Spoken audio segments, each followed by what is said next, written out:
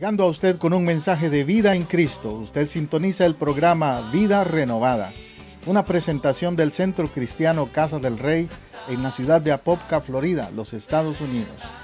Si usted vive en el área de Orlando, estamos ubicados al norte de Orlando, en el 750 Sur Roger Williams Road, Apopka, Florida 32712. En Casa del Rey Centro Cristiano, nos interesa su vida espiritual y la de su familia. Por eso le invitamos a visitarnos cada domingo a las 12 del mediodía o durante la semana en los grupos de hogar Casas de Oración.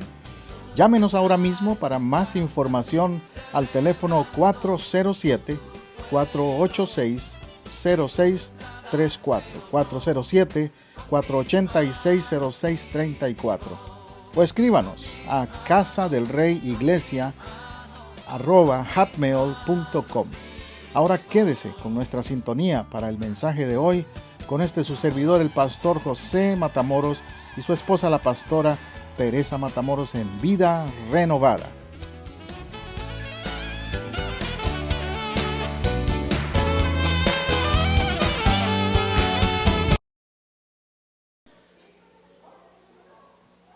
He estado predicando una serie, mi esposa y yo los dos hemos seguido una serie sobre los discípulos que rodearon a Jesús.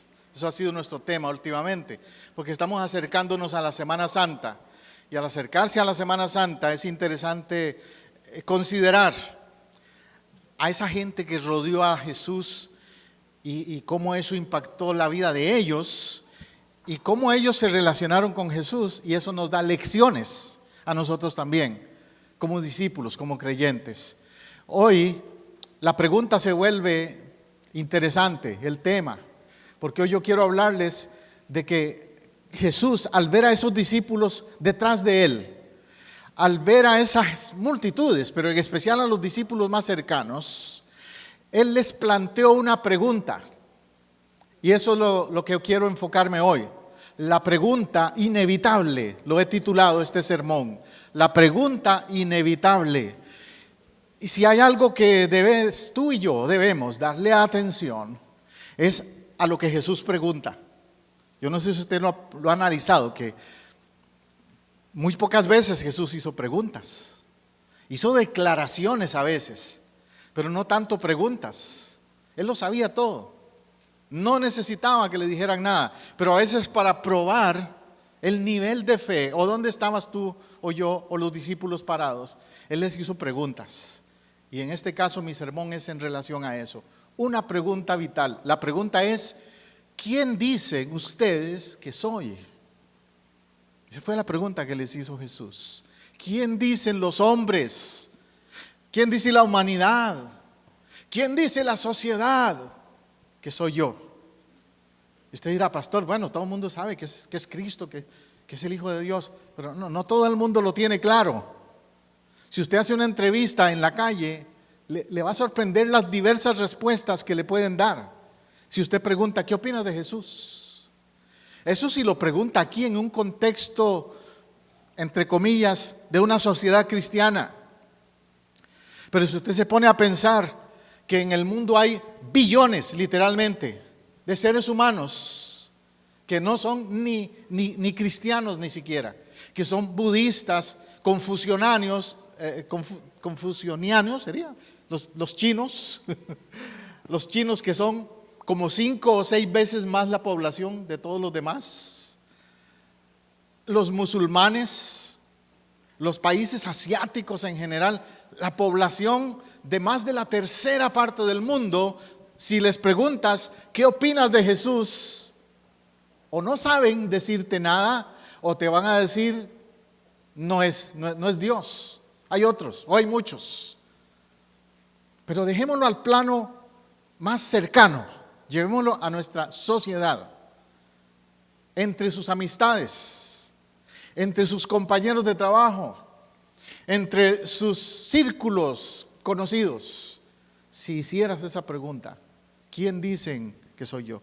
¿Qué opinión tienes de Jesús? Ahora que se acerca Semana Santa, vas a encontrarte respuestas muy, muy variadas, ciertamente. Yo cumplo años de convertido en una Semana Santa. Yo me convertí un Viernes Santo. Y yo era uno de los que yo decía, Jesús, un buen hombre. Esa era mi opinión de él. Si me hubieran preguntado antes de convertirme, yo no te hubiera dicho que era Dios. Yo en ese tiempo no era ateo, pero era muy escéptico. Y mi opinión de él era un hombre muy bueno, demasiado bueno, por eso lo crucificaron.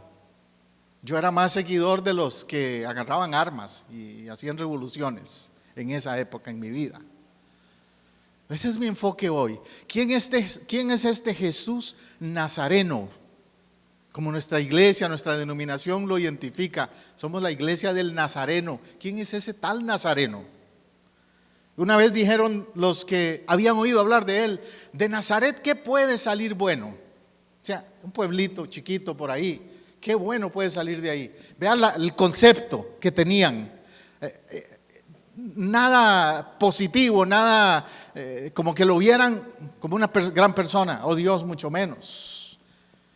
Pero con el correr del tiempo, este nazareno, este judío marginal que podemos llamar, provocó y sigue provocando un cambio en la historia de la humanidad hasta el día de hoy. A tal punto que la historia de la humanidad hoy día se divide entre un antes y un después de él. Gloria a su nombre.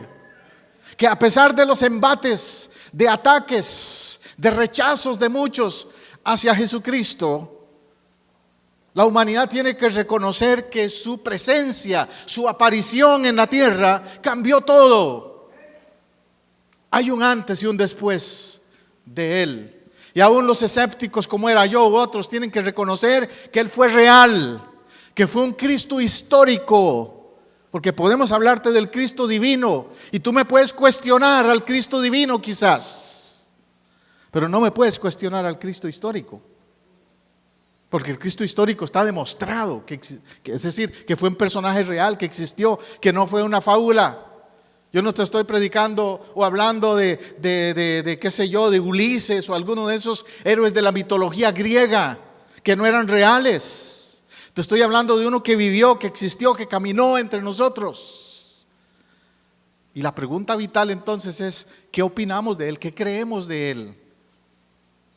¿Cuál es nuestro concepto de ese Cristo?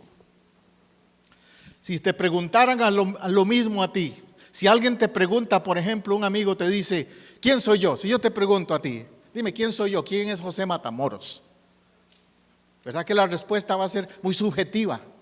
Va a depender de ciertos factores. Si yo te pregunto, ¿quién es José Matamoros?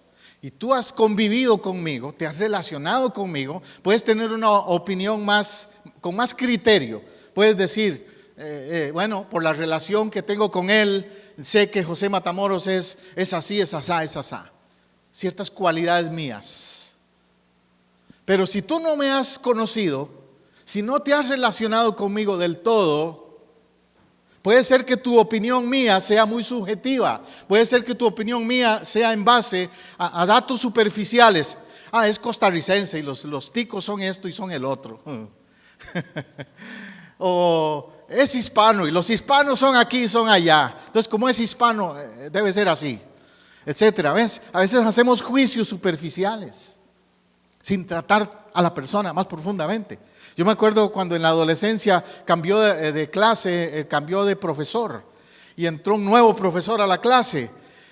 Y era un señor que en la apariencia se veía como muy estricto y muy frío y qué sé yo, en la apariencia. Entonces entró el nuevo profesor y todos en la clase mirándolo a ver qué tal será el nuevo profe, ¿no? Y yo mismo me hice mi percepción de este nuevo profe. Pero con el tiempo, cuando avanzó la clase, me di cuenta de que mi percepción de él era totalmente lo opuesto de lo que él era. Que no era frío, que era una excelente persona, que sí era muy estricto, pero que también tenía buenas intenciones con nosotros. En fin, cambió mi perspectiva una vez que me relacioné con él un poco más. Lo mismo pasa con Jesús. Hay mucha gente que hace juicios de Jesús y no se han relacionado con él. Hay mucha gente que hace opiniones de Jesús y no han ni leído la Biblia, no han ni investigado al personaje, al maestro, a Jesús, ni al Jesús histórico, mucho menos al Jesús divino. No lo han investigado de quién era él en realidad. Entonces, si te preguntan, tu opinión puede ser muy variada. Ahora, si lo aplicamos a Jesús, podemos descubrir la identidad de Jesús a partir de sus relaciones. Primero con Dios, con los hombres de su tiempo, con las estructuras de la sociedad de aquel tiempo, y yo añadiría también identificarle a partir de la relación contigo. Entonces te lo estoy llevando a varios niveles, ¿ves? Primero, ¿quién era Jesús en la relación con Dios? La relación que él tenía con Dios era seria, no era un jueguito. Él demostró que el Padre y él tenían una comunión íntima, que él tomaba en serio su relación con Dios, en su condición humana con el Padre. Luego, con los hombres de su tiempo, ¿cómo fue Jesús en su trato con la gente? Lo encontramos relacionándose con un rico y entrando a la casa de un rico, y lo encontramos también arrodillándose y hablando con una mujer pecadora que le iban a apedrear, o con una mujer samaritana prostituta o de mala fama. Lo encontramos con diversos sectores de la sociedad, entrando a casas de publicanos y entrando a casas de fariseos. Lo encontramos interactuando con todo ser humano. Y eso me llama a mí la atención, cómo él interactuaba sin prejuicios con todos los seres humanos. No en el sentido de seguirles el juego a lo que estuviera mal en la vida de ellos, pero en el sentido de no cerrarle las puertas al reino de Dios a nadie. Amén. Interesante eso. ¿Cómo entonces él se relacionaba con las estructuras sociales? Jesús le dijo una vez a unos: denle al César lo que es del César y a Dios lo que es de Dios. Es decir, él tenía respeto por las estructuras sociales, por los sistemas humanos también, siempre y cuando estos no sobrepasaran o no quisieran pasarle por encima al reino de Dios. Tú y yo tenemos que actuar igual. Tenemos que tener respeto por las estructuras sociales, pero por encima de esas estructuras sociales somos hijos del reino, seguidores del reino de Dios. Y se le identifica también a partir de la relación contigo. La cuestión es no cómo se relacionó solo con Juan, con Mateo, con los pescadores de los que hemos estado hablando estos domingos atrás, aquellos discípulos. Ahora la pregunta es más personal. La pregunta que te traigo hoy es más personal. ¿Cómo me relaciono yo con él y él conmigo? ¿Cómo es Jesús en ese trato conmigo? Él le preguntó eso a la gente porque tenía inquietud de ver si su imagen social era la mejor o no. Yo me pregunto, si Jesús viviera hoy, ¿cómo se promocionaría socialmente?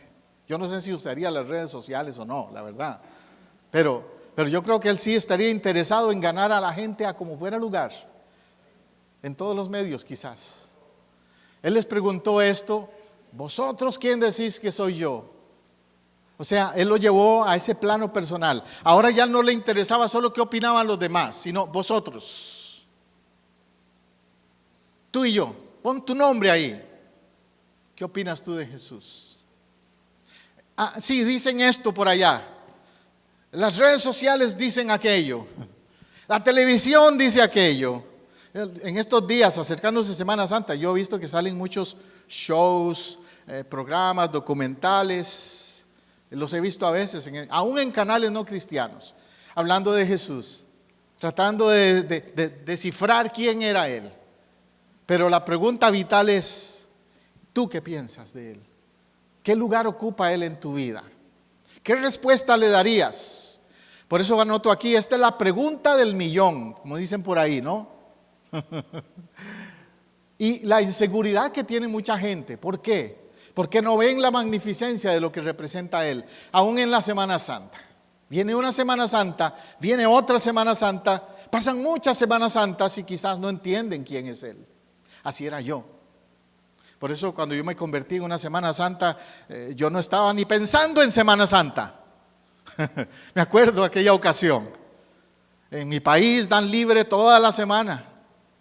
Se cierra todos los negocios y todo. No es como aquí, que solo ni el Viernes Santo cierran aquí, yo creo. Pero allá cierran toda la semana. Entonces, ¿la gente a dónde se va? El 80 o más por ciento, ¿verdad, hermano Roy? Las playas, a pasear, a viajar.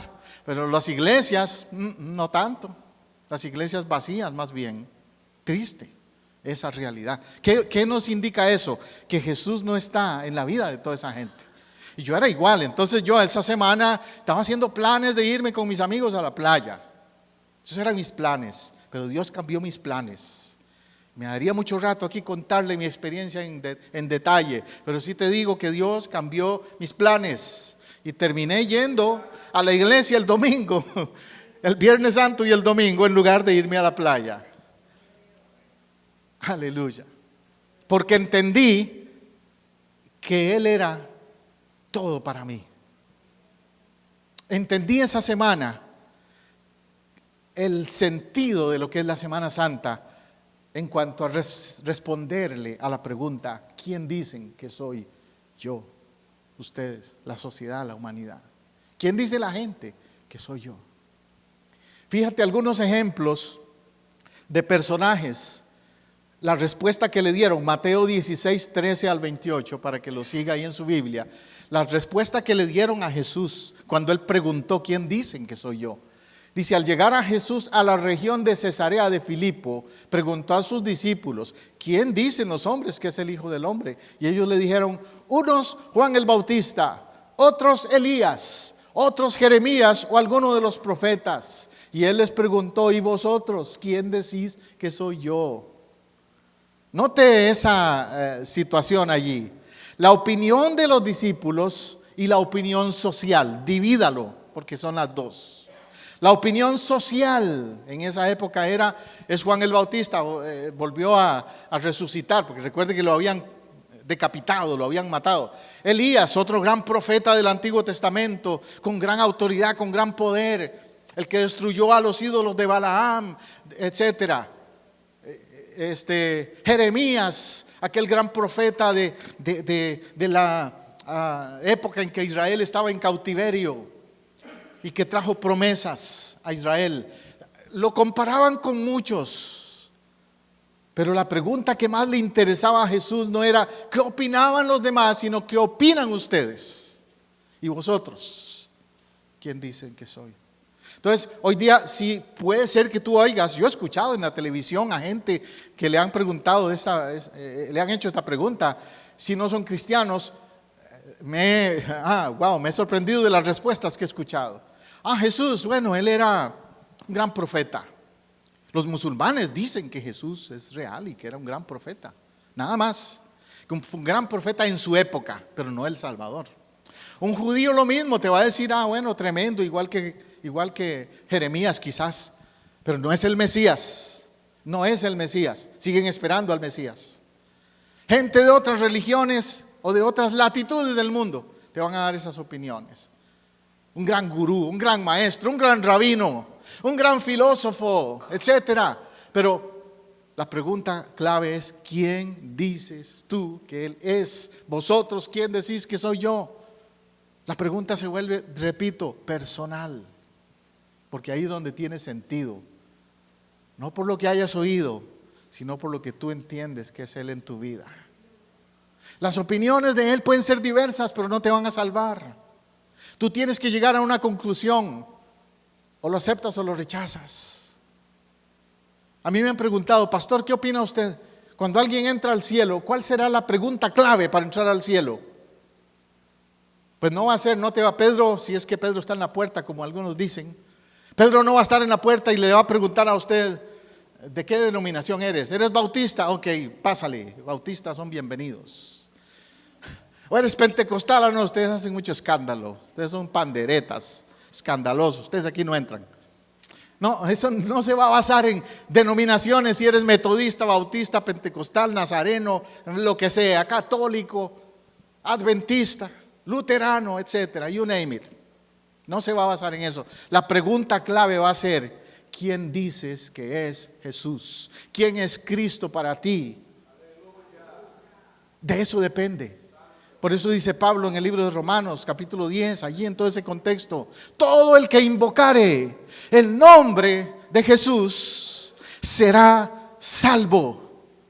El que invocare el nombre de Jesús, no otro nombre.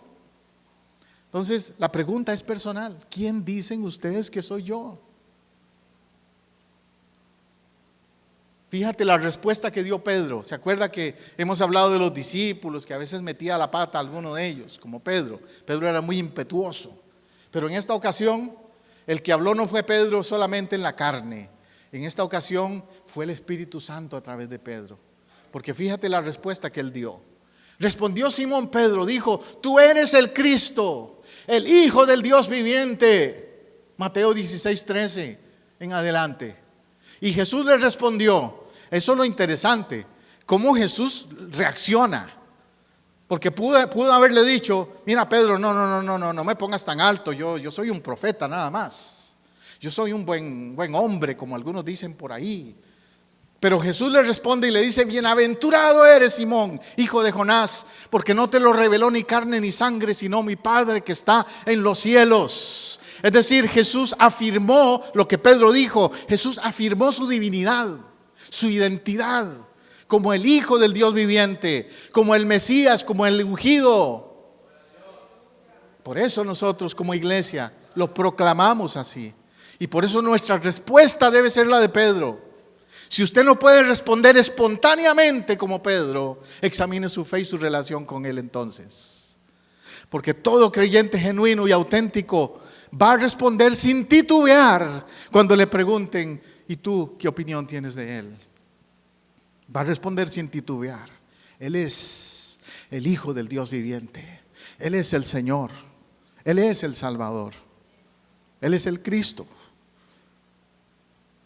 Ahí está la clave de la entrada al cielo, como le digo, en esa respuesta, en esa convicción. Cuando uno tiene esa convicción de quién es Él, lo demás es secundario. Yo por eso a veces cuando me encuentro con gente de diferentes grupos religiosos por ahí y me vienen a tratar de vender ideas de sus doctrinas o qué sé yo, yo les pregunto: espérese, les digo, empecemos por una pregunta clave. ¿Quién dicen ustedes que es Cristo? Si la respuesta a esa pregunta no es la correcta en base a lo que estamos hablando de la palabra de Dios, hasta ahí llegó mi conversación con ellos. Lo siento.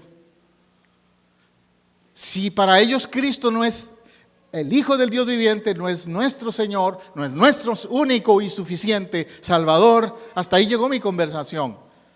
No importa lo linda que sea la doctrina que me presenten en otros aspectos, no importa la literatura, los libros, los folletos. El otro día pararon unos en mi casa, ya ustedes saben cuáles son, ¿no? Y traían una literatura y yo les dije lo mismo. Dígame, ¿qué opina usted de Cristo? Antes de aceptarle esa literatura que usted me ofrece. Y yo no le dije ni que era pastor, a empezar, pero me dice: no, es que Jesús aquí, no, usted me está dando muchas vueltas al asunto. ¿Es o no es? Si esa literatura no me enseña eso, mejor se la devuelvo. No la necesito. Porque tienes que tener convicción de quién es Él, como el Señor y Salvador de tu vida. Bienaventurado eres, Simón, porque no te lo reveló ni carne ni sangre, fue Dios, fue el Espíritu Santo. Él te va a revelar a ti quién es Él. Él te va a hablar a tu corazón, Él te va a dar convicción de quién es Él. Yo antes de ser cristiano, como le digo, lo tenía ahí entre otros héroes de la vida que yo tenía. El Che Guevara era uno de mis héroes. Y a la par de él tenía a Jesús como otro héroe. Estaba más perdido yo, ¿verdad? Pero cuando el Espíritu Santo trató conmigo, me habló a mi corazón, me hizo entender: no, José, el Che Guevara no le amarra ni los zapatos a Jesús. Forget about el Che Guevara. Pon tu mirada en Jesús, porque Él es el único, Él es el Salvador. Son reacciones ante Jesús. Entonces, fíjate, la respuesta de Pedro no es diferente a la que se han formado muchos de Jesús. El hijo de Bartimeo, un mendigo ciego que estaba sentado junto al camino, al enterarse de que era Jesús de Nazaret quien venía por ahí, empezó a gritar: Hijo de David, ten compasión de mí, hijo de David. Este ciego no era un teólogo, pero gritó como un teólogo: eres el hijo de David, eres el Mesías. Era un ciego que tal vez se había acercado a los religiosos del templo muchas veces y lo habían desechado. Era un ciego que había ido a los brujos o a los médicos o a todos los lugares donde le podrían tal vez haber ayudado y lo habían explotado, le habían sacado el dinero probablemente. Pero ahora se aparece este Jesús de Nazaret. Y este Jesús de Nazaret le devuelve la vista.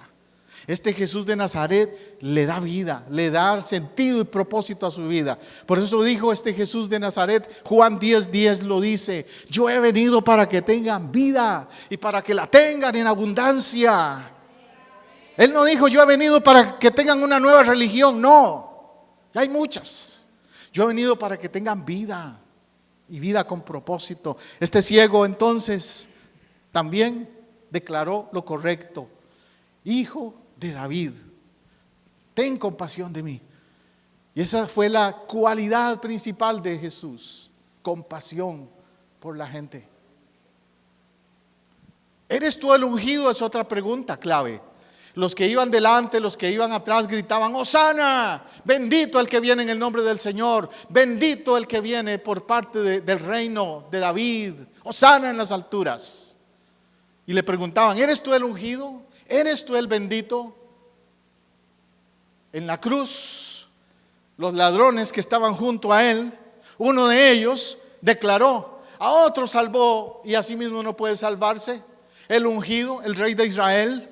O sea, habían quienes tomaban una actitud de fe, de respeto hacia él, pero había otros que lo despreciaban o que juzgaban mal de él.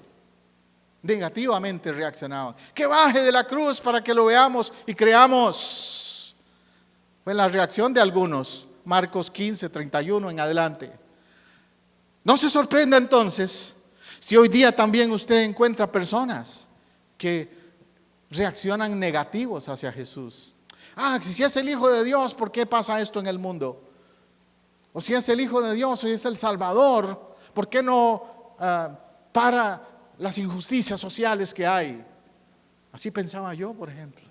Si es el Hijo de Dios, ¿por qué? Y cuestionan a Jesús en muchas áreas en su vida. Que baje de la cruz, como decían estos. Si es el ungido, que haga milagros hoy. ¿Ves? Vas a encontrar gente incrédula y gente escéptica. Siempre los va a haber. Pero vuelvo a insistir: ¿qué respondes tú? ¿Cuál es tu respuesta? ¿La de los ladrones en la cruz o la del ciego Bartimeo? ¿Cuál es tu respuesta a él? La pregunta clave ahí es, le hicieron: ¿eres tú el ungido? Para un judío, esa frase tiene un significado mucho más profundo que para ti y para mí. Los que hemos crecido en el contexto del mundo occidental, nos entra flojo a veces entender qué significa que sea el ungido. Pero para un judío, el ungido era el que venía en línea directa de David. El ungido era el Mesías, el Salvador esperado por mucho tiempo. Y ellos habían pasado persecuciones, habían estado en Babilonia, habían estado entre los asirios, habían estado esclavizados. Entonces, esa expectativa por el ungido era muy diferente a lo que tú y yo hoy día pensemos, porque no hemos pasado las experiencias que ellos han pasado. Sin embargo, puede ser que tú hayas pasado por experiencias de esclavitud también. Puede ser que tú has estado esclavo a las drogas, al alcohol o a malos hábitos. Entonces tú también te preguntas: ¿quién tiene un poder mayor para rescatarme, romper estas cadenas? ¿Quién? Solo un ungido. Entonces la palabra ungido representa a uno que tiene autoridad, a uno que va a hacer lo que humanamente hablando no se puede hacer. Y por eso cuando nosotros como cristianos presentamos a Jesús, no decimos: te quiero hablar de un tal Jesús histórico nada más. Te quiero hablar del ungido de Dios. Te quiero hablar de uno que rompe cadenas, de uno que sana, salva, liberta. Eso queremos decir cuando decimos el ungido de Dios. Y tenemos que hacerlo claro cuando oramos, ministramos, hablamos a otros. Voy a orar en el nombre de Jesús porque Él es el ungido. Yo no tengo ninguna unción. Yo soy como la luna. Yo como predicador, como pastor, soy como la luna. ¿Sabe por qué le digo eso? La luna no tiene luz propia. La luz brilla por el reflejo del sol. Pero algunos se creen lo máximo, puede ser que piensen que son lo máximo como la luna. La luna brilla por el reflejo del sol. Yo brillo o hago lo que hago en el ministerio porque Él es el que lo hace. La unción viene de Él. La unción viene de Él. Ser ungido significa que tú conozcas a ese ungido y que esa unción se transmita a través de ti. Amén. Y tú y yo hemos sido bendecidos de que Él ofreció que la unción de Él se manifieste a través de nosotros también. Él oró por sus discípulos diciendo: Padre, así como tú me enviaste, yo los envío. Y los envió a sanar a los enfermos, a libertar a los cautivos, a echar fuera demonios. Y mire, mi esposa y yo hemos tenido experiencias de todo tipo, con gente endemoniada inclusive, que se nos han puesto en la cara y hemos tenido que decirles: no, yo no te estoy hablando en mi nombre, es en el nombre de Jesús que te tienes que ir. Es la unción que viene de Él, no la mía, la que hace esas cosas. En el hebreo, Mesaya significa Mesías. En el griego, Christos significa el ungido. Y en la Biblia entonces, en el Antiguo Testamento, el nombre que se usó más, o el título, no es nombre, más bien corrijo eso, no es un nombre, el título que se le dio a Él fue Mesías. Cuando Él se introdujo, el ungido. Y cuando se escribió en griego al Nuevo Testamento y se le habló a los griegos y a las gentes de otras partes del mundo, los gentiles como tú y yo, se nos presentó como el Christos, que igual significa el ungido, el que representa a Dios, el que tiene el poder y la autoridad de arriba, de Dios. Entonces la pregunta tiene una intención clara. Fíjate, Jesús pudo haberlo dicho él mismo, como muchas veces dijo, cosas bien directas. Esto es así. Como una vez dijo: en la casa de mi Padre muchas moradas hay. Él no dijo tal vez sí, tal vez no, dijo hay. Por eso creemos en el cielo, porque Jesús no se andaba con titubeos. Él dijo: en la casa de mi Padre muchas moradas hay. Si así no fuera, se los hubiera dicho. Pero en cuanto a esta pregunta, Él quería indagar la reacción humana. Y por eso optó por despertar el proceso de reflexión personal en ellos, lo cual es una experiencia de aprendizaje vital. Una de las áreas que a mí me ha fascinado siempre es la pedagogía, lo que tiene que ver con enseñar y los métodos de enseñar. Y el método más no digamos importante, pero el más efectivo de la enseñanza, ¿sabe cómo se llama? La dialéctica. La dialéctica. La dialéctica es un método pedagógico que envuelve una participación del estudiante y el profesor. Antes, en una época anterior, el profesor o el maestro era el que lo sabía todo y él hablaba y todos se callaban. Pero después vino la dialéctica. En la dialéctica los estudiantes interactúan con el profesor. Jesús, el método que utilizó para discipular, para enseñar, fue la dialéctica. Jesús no les dijo: esto digo yo, y se callan. No, Jesús les decía: ¿y ustedes qué opinan? ¿Ves? ¿Y ustedes qué piensan? ¿Cómo lo manejan? Dialéctica. Los provocaba a pensar. Y yo hoy hago lo mismo. Te invito a dialogar con Jesús. Te invito a interactuar con Jesús. Te invito a pensar, a decidir por reflexión. Yo no soy cristiano porque mis padres son cristianos. Yo soy cristiano porque reflexioné, analicé, dialogué en mi mente con Dios y llegué a la convicción de que Cristo es el camino. Eso es lo que estoy llevándolo a usted este día. Le lanzo la pregunta: ¿qué opinas de Jesús? Y usted tiene el derecho de escoger si lo acepta o lo rechaza, porque eso es la dialéctica que Jesús enseñó.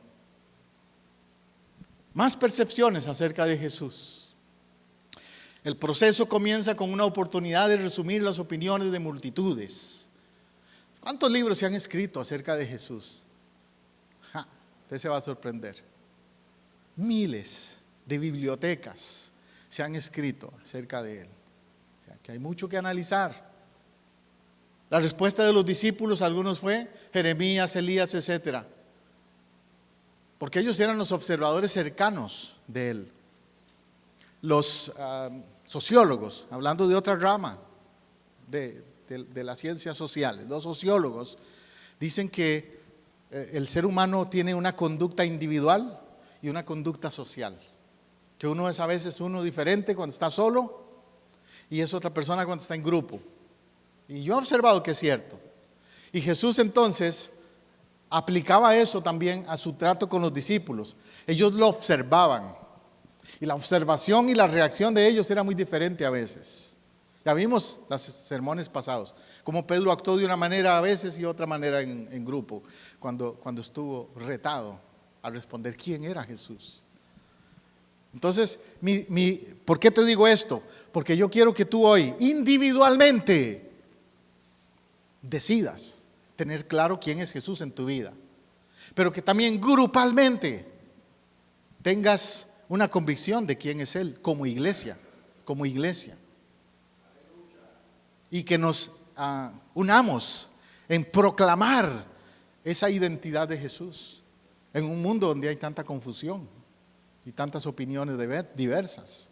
Dejarle claro al resto del mundo también, mira, yo creo que Él es esto, pero también tú lo necesitas saber. Amén. Jonathan, ¿quién dicen ustedes que soy yo? ¿Quién es este? Los testigos de estas palabras a veces tienen dificultad, le atribuyen etiquetas. ¿Sabe lo que son etiquetas, verdad?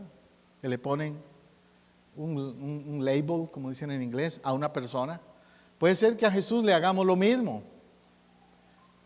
¿De dónde viene esto? ¿Qué sabiduría es esta? Dijeron los fariseos. Y otros decían, esos milagros nadie los ha hecho. No es este el carpintero, el hijo de María. ¿De dónde salió este? Ni ellos mismos podían contradecirlo. De hecho, a Jesús cuando lo crucificaron, no lo crucificaron por los milagros que hacía en sí, porque no los podían negar. Eso es uno de los argumentos en favor de su divinidad. Lo crucificaron porque no le encontraban ningún otro argumento hasta encontrar uno que satisfaciera de parte de los fariseos, su teología, su pensamiento teológico, que era la apostasía. Según ellos, por blasfemia. La acusación de Jesús fue blasfemia. Pero no pudieron tacharle nada más. Él mismo le dijo, ¿por qué me vienen a buscar aquí al jardín de Getsemaní a oscuras en la noche si siempre estoy en las plazas?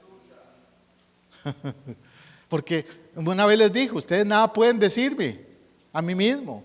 El que me pueda señalar de pecado, que lo haga. Y nadie pudo señalarle nada a él. Entonces los historiadores, los filósofos, los científicos, los sociales, lo que usted quiera, han planteado la misma cuestión. ¿Quién es este Jesús? ¿Quién es este hijo de María? Y la conclusión a la que han llegado es que es alguien diferente, que es alguien que está encima del nivel de lo que los demás pensaban. ¿Quién es este que hasta el viento y el mar le obedecen? Pero los fariseos decían, ¿quién es este que dice blasfemias? ¿Cómo puede perdonar pecados sino solo Dios? Entonces ves ese contraste entre gente escéptica y gente creyente. Los vamos a encontrar hoy día igual en las opiniones acerca de Jesús. ¿Quién dicen los hombres que soy yo? Juan 8:48, los judíos decían, es un samaritano. Los samaritanos decían, eres el verdadero Salvador del mundo. Juan 4:42, la mujer samaritana reaccionó así y le dijo eso a él. Después de ese diálogo con ella, esa dialéctica que les digo que él usaba con esta mujer samaritana, La respuesta final de ella fue: es el Mesías. Y se fue a Samaria a decírselo a todo el mundo, porque descubrió aquella gran verdad de quién era Él. Los fariseos en una ocasión dijeron: es un comilón y borracho. Mateo 11:19. ¿Te puedes imaginar? Esa fue la opinión que dieron una vez de Jesús. Es un comedor y bebelón de vino, porque se fue a las bodas de Canaá y estaba en una fiesta por ahí. Ellos pensaban que ser cristiano es ser un aburrido y que nunca puedes hacer muchas cosas. Hoy día hay muchos que tienen esa mentalidad, lamentablemente, legalista, y que un cristiano no puede hacer deportes, o no puede hacer esto, no puede hacer el otro. Jesús nos demostró que no necesariamente eso es lo que lo hace a uno cristiano. Esas son las etiquetas que le mencioné antes. Natanael dijo: tú eres el Hijo de Dios, Juan 1:49. Natanael también declaró lo correcto: tú eres el Hijo de Dios. Sacerdotes y fariseos, en contraste, dijeron: eres un mentiroso. Pero ya sabemos que Jesús les respondió y les dijo: es que ustedes son hijos de Belcebú y él es padre de mentira. O sea, Jesús también tenía una actitud hacia los hipócritas o los religiosos falsos bien directa, bien directa. Juan el Bautista dijo: he aquí el Cordero de Dios que quita el pecado del mundo. Juan 1:29. Él reconoció al Salvador. Y Juan era primo de Jesús. Juan lo conoció desde niño. Juan tenía criterio para opinar de él. Y a veces se dice que entre los familiares es donde menos le creen, que no hay profeta en su propia tierra. ¿No te ha pasado eso? Pero un familiar de Jesús lo reconoce. Andrés: hemos encontrado al Mesías. Otros: está loco. Tomás: Señor mío y Dios mío. Parientes de él, Marcos 3:21, no está en sus cabales. ¿Se acuerda que al principio sus hermanos y hermanas no creían en él? Sus hermanos y hermanas rechazaron a Jesús al principio. Por eso le digo, a veces no hay profeta en su propia tierra. No se extrañe usted entonces de que le pase lo mismo. Como le mencionaba hace poco en uno de mis sermones, que me pasó a mí cuando yo me convertí con mi papá y familiares míos. ¿Qué han opinado otros? Ya no solo los contemporáneos de Jesús, pero los contemporáneos nuestros, la gente más cerca a nuestra época. Mire, Gandhi, el indio Gandhi, dijo: Jesús es la figura más grande de la historia.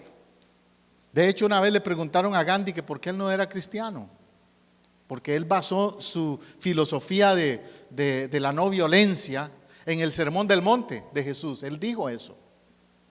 Y Gandhi dijo: bueno, porque yo fui a estudiar en Inglaterra y los cristianos, ingleses en este caso, nunca me demostraron a Jesús. Qué triste. Pero Gandhi no rechazó a Jesús. Gandhi rechazó el mal testimonio de los británicos, que aplastaban a su gente en la India, que maltrataban, que oprimían a los indios. Pero él reaccionó en cuanto a Jesús diciendo: es la figura más grande de la historia. Un atleta como Eddie Merckx dijo: deseo dar a conocer a Jesús a todos aquellos que no le conocen. Eddie Merckx fue un ganador de muchas medallas olímpicas, un ciclista, corredor, ciclista muy famoso. Para mí Cristo tiene una presencia continua en toda mi vida. Creo profundamente en Él, en su historia y en su divinidad. O sea, podemos escuchar testimonios recientes de personas afirmando las dos cosas.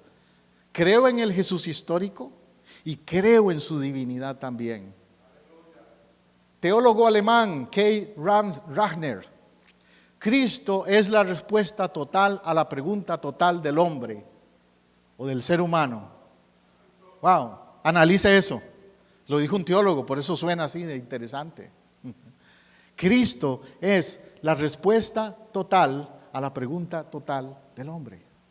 O sea, Él es todo lo que lo satisface al ser humano. El novelista ruso Dostoyevsky: no hay nada más hermoso, más profundo, más amable, más razonable, más valiente, más perfecto que Cristo.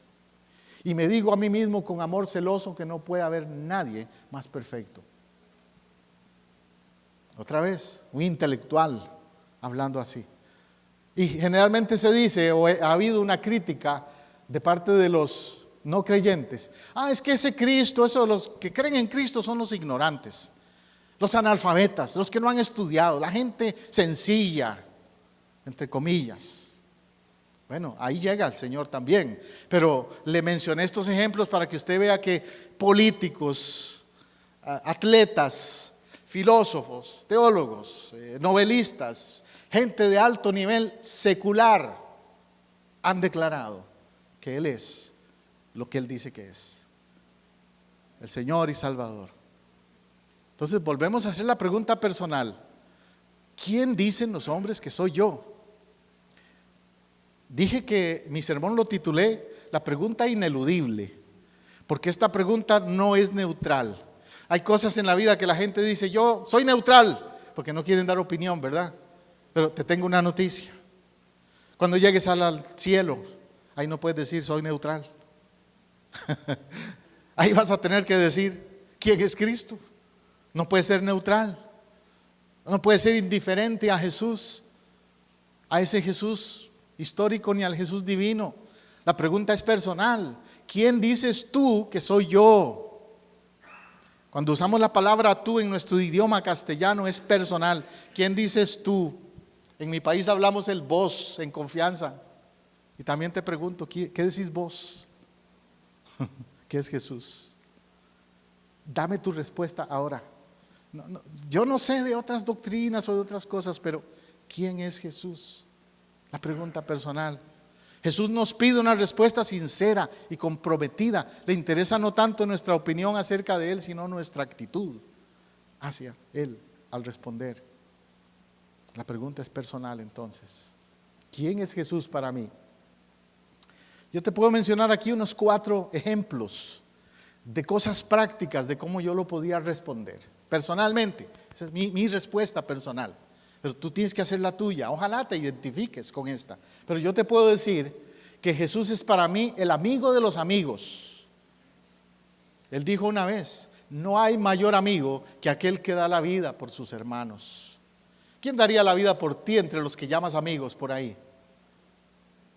Se dice que si uno tiene 1000 amigos, entre comillas, en una red social como Facebook o alguna de esas, de esos 1000, si vas al hospital, pues que 40 o 50 se interesen por qué te pasó. ¿Cierto? Si te quedas sin trabajo, pasa una situación en tu vida, la mayoría son puros contactos, puros acquaintances, como dicen en inglés, ¿verdad, hermano? ¿Qué? Nada más conocidos por ahí, pero no amigos. Y Jesús sí es amigo. Jesús sí está interesado en ti, en los peores momentos de tu vida. Por eso alguien ha dicho: Señor, gracias por amarme cuando yo era menos digno de ser amado. Jesús es mi hermano, el que me enseñó a decirle a Dios Padre y a poner en Él mi confianza, el que me cuida, me acompaña a lo largo de la vida. En el libro de Hebreos dice: Él no se avergüenza de llamarlos hermanos.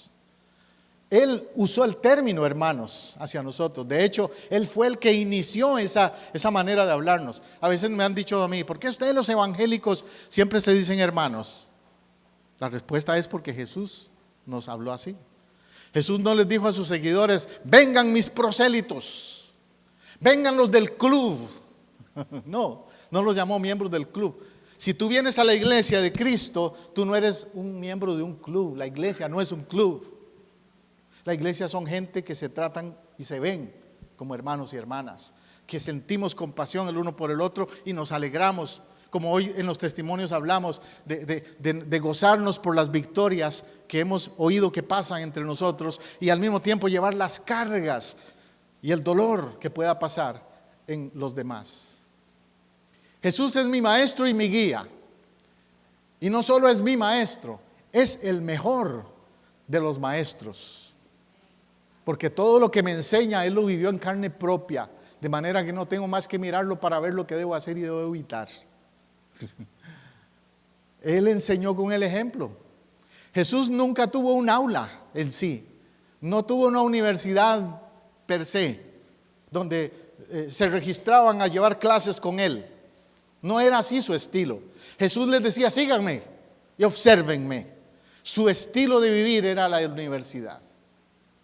Entonces, cuando tú lees los relatos de Jesús, su caminar, su estilo de vivir. Tú tienes que decir, si yo soy su discípulo, tengo que vivir como Él. Cuando alguien se entrega a Cristo, ¿sabe cuál es lo primero que yo hago en recomendarle leer los evangelios?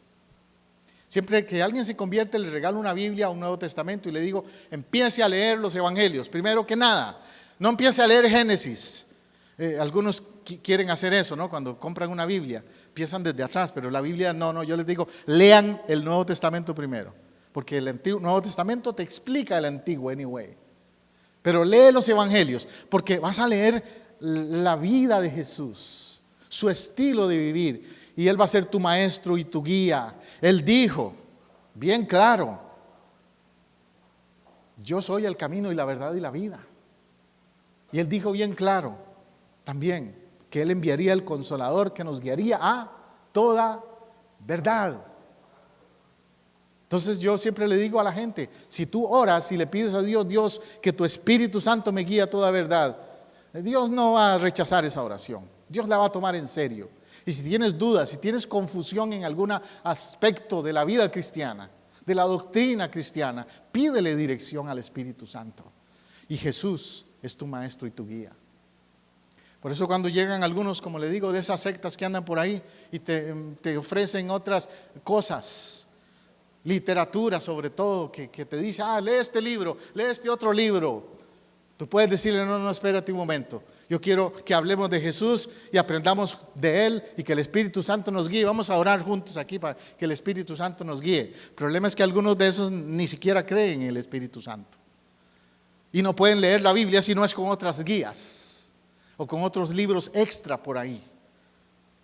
Y eso tienes que tomarlo en cuenta. Él es el guía. Él es el maestro. Jesús es mi modelo, porque su pensamiento y su vida son para mí el espejo en el que debo mirarme, la imagen que debo reflejar mientras estoy aquí en este mundo. ¿Quién es Jesús para mí? Mi modelo. El otro día en la oficina o en la agencia con la que yo trabajo, que es del gobierno y no es cristiana, me preguntó una persona, José, ¿quién es tu persona favorita? Y yo le dije, bueno, tengo varias. La primera, la más favorita mía de una persona que usted me pregunte es Jesús, Jesucristo. Luego están mi esposa también y mis padres. Ahí, te sigo la lista, pero ahí están. Pero primero Jesús, la persona favorita mía es Jesús. No, yo lo que quería decir es de los celebridades o así. Y yo le decía, mira, no, de las celebridades, ¿qué te puedo decir? Hoy son y mañana no son. Hoy son célebres por algo bueno y el otro día están envueltos en algún escándalo por ahí. Pero el que es un modelo que no va a cambiar, que siempre va a ser el mismo, se llama Jesucristo. Y Él es mi modelo. Él es mi guía. Como dice, anoto aquí, el espejo en el que debo mirarme. Si yo me miro en el espejo de otros, me puedo ver bien a veces, ¿cierto? Porque digo, que él está peor que yo. Ese no, gracias Señor, que yo no soy así. Que no soy así de feo, o que no soy así de hipócrita, o que no soy así, ¿me entiendes? Si me miro en el espejo de otros. Pero si me miro en el espejo de Jesús, en el modelo de lo que Él es, entonces eso reta mi vida, me hace decir, me falta carácter, me falta fe, me falta humildad, me falta cualidades que Él tuvo y que yo no tengo. Tremendo entonces, cuando Él es mi modelo. Amén. Jonathan. Surgen más preguntas. ¿Quién es Jesús para mí? ¿Qué representa en mi vida? ¿Qué lugar ocupa en mi corazón y en mis pensamientos? Lo conozco personalmente, lo busco, tengo trato con Él. ¿Cómo es ese trato? Siento que lo necesito. ¿Por qué? ¿Para qué? Muchas preguntas que se desglosan, que salen de la pregunta principal. ¿Quién dicen los hombres que soy yo? Entonces, al preguntarte tú hoy, ¿quién dices que es Él? Añádele a esas preguntas. ¿Qué representa en mi vida? ¿Representa el todo o una parte? Si se cae todo lo demás, pero lo tengo a Él, ¿lo tengo todo o no? Si me deja mi esposa o mi esposo, ¿se me cae el mundo o sigue mi mundo porque lo tengo a Él? ¿Ves? un ejemplo. ¿Qué lugar ocupa en mi corazón y en mis pensamientos? Diariamente está Él en mi mente, en mi cabeza, en mis pensamientos. Como cuando nos enamoramos de una persona, que día a día estamos ahí. Ay, hoy no le he hablado, hoy no me ha texteado, y estamos ahí pendientes.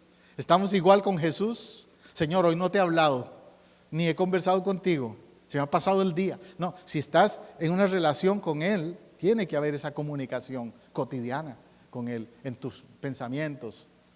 ¿Le conozco personalmente?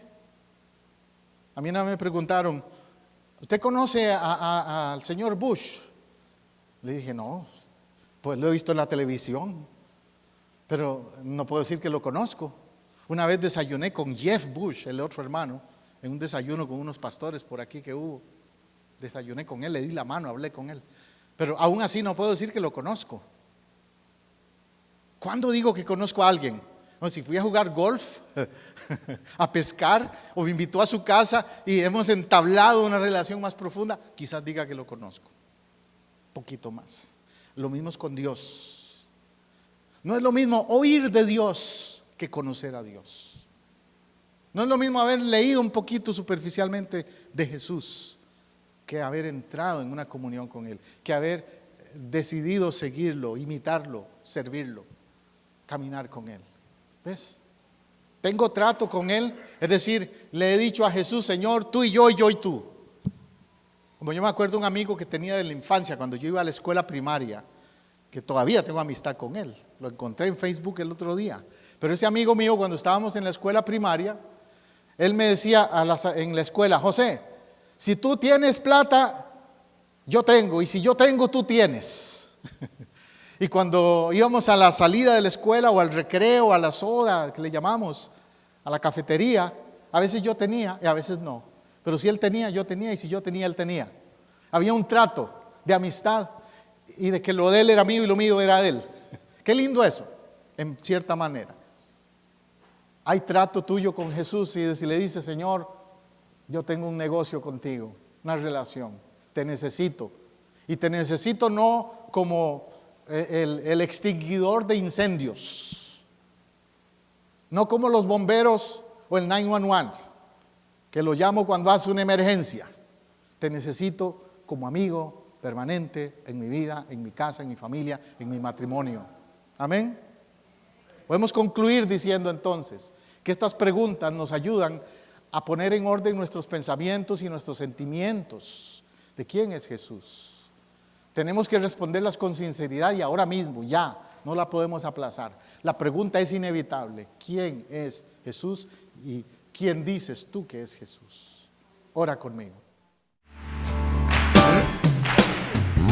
Me gusta estar en tu casa, celebrando con tu pueblo. Así llegamos al final de un programa más de Vida Renovada, una producción de Casa del Rey, Centro Cristiano Internacional, transmitiendo desde Orlando a Apopka, en Florida, los Estados Unidos. Si este mensaje le ha sido de ayuda y edificación en su búsqueda y caminar con Dios, déjenos saber hoy mismo. Llámenos al 407-486-0634, 407-486-0634, o escríbanos a casadelreyiglesia@hotmail.com. Si vive en Orlando o sus alrededores, visítenos este domingo en el 750 sur de la Roger Williams Road, en Apopka, Florida, 32712. Nuestra celebración de alabanza y predicación es a las 12 mediodía. Casa del Rey Centro Cristiano Internacional le ofrece a usted y a su familia el apoyo que busca para crecer espiritualmente. Tenemos ministerios para niños, jóvenes, caballeros y damas, así como también servicio de consejería individual o matrimonial. Los pastores, su servidor José Matamoros y Teresa Matamoros, y el equipo de líderes en Casa del Rey, le esperamos para compartir. Somos una iglesia familiar, cristocéntrica y multicultural. Dios le bendiga abundantemente.